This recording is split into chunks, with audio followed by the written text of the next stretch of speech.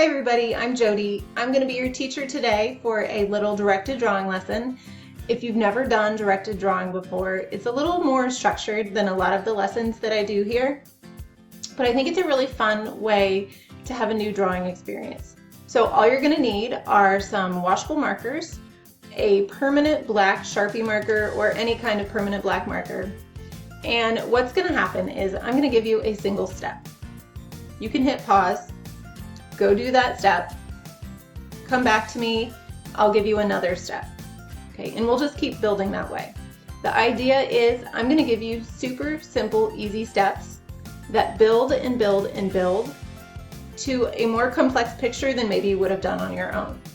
One thing that I really love about this is no matter how many people are in a room when you do this project, if you do it in a class or if you do it with siblings, every single picture will turn out different.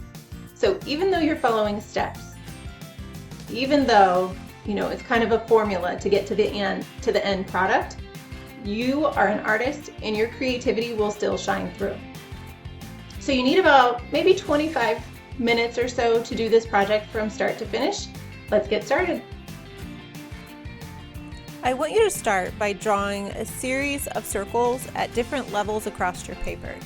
These don't have to be perfect circles, just kind of scatter them across your paper.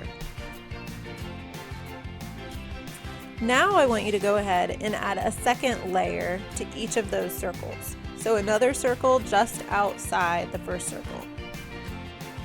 Do that on every circle that you have drawn so far.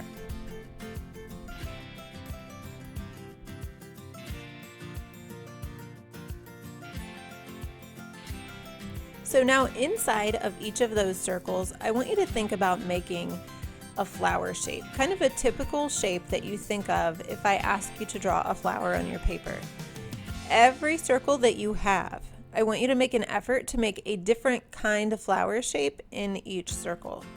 An easy way to think of different kinds of designs if you're kind of running out of ideas is to mix up straight lines, more geometric shapes with curved shapes. So take your time here, hit pause while you work on the insides of those flowers because this step will take you a few minutes.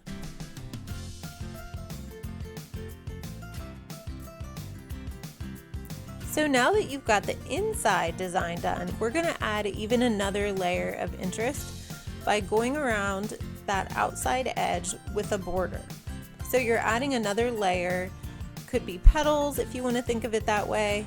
But on each flower, I want you to try to think of a slightly different way to create that pattern. An easy way to think about doing this is just using either a tiny shape and repeating it all the way around the circle, or a tiny line and repeating it all the way around the circle. These flowers that you're drawing, even though they're starting to look kind of fancy or kind of complex, are made up of super simple parts. And that's why this directed drawing is a great way to do something like this, because it looks fancy because there's a lot of things going on in the picture, but each little part is pretty simple. So hit pause here and go ahead and work on those borders on your flowers.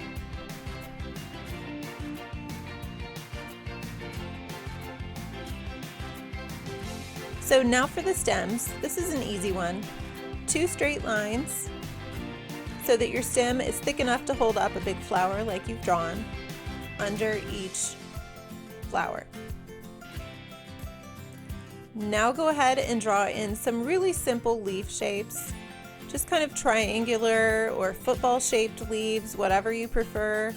Some of them I kind of like to do a little pattern in and draw in some of the veins in the leaves.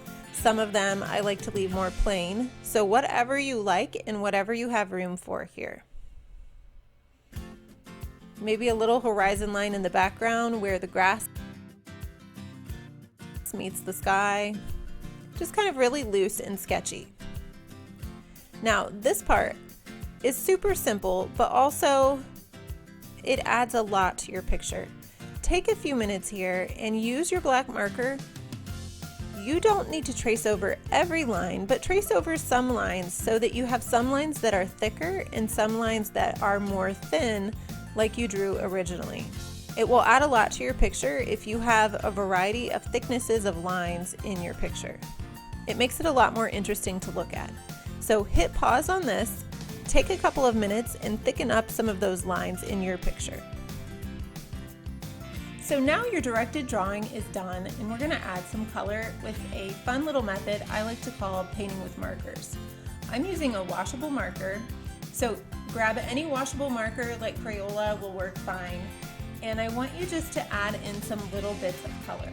So you don't need to be super careful, you can leave white spaces. This isn't a coloring contest where you have to color super neatly. Just kind of add some splashes of color. Go ahead and hit pause while you work on that.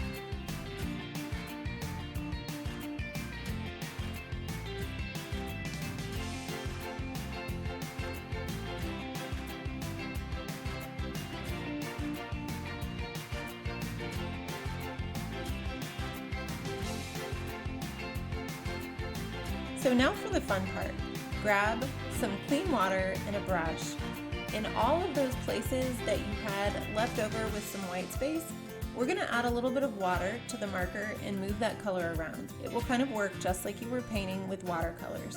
Super fun, fast technique that's a lot of fun to use not only on this directed drawing, but lots of other places too.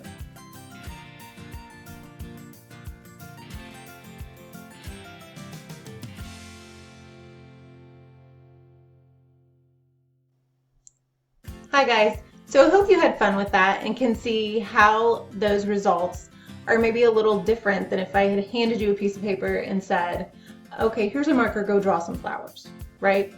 It's kind of a neat way to spark some new ideas about how things are drawn and what they look like, and just to kind of get the creativity flowing. So if you ever want to send me your pictures, I love seeing those. It makes my day, and I always respond to those emails. If you want to send me an email, it's kitchentableclassroom@gmail.com. Thank you.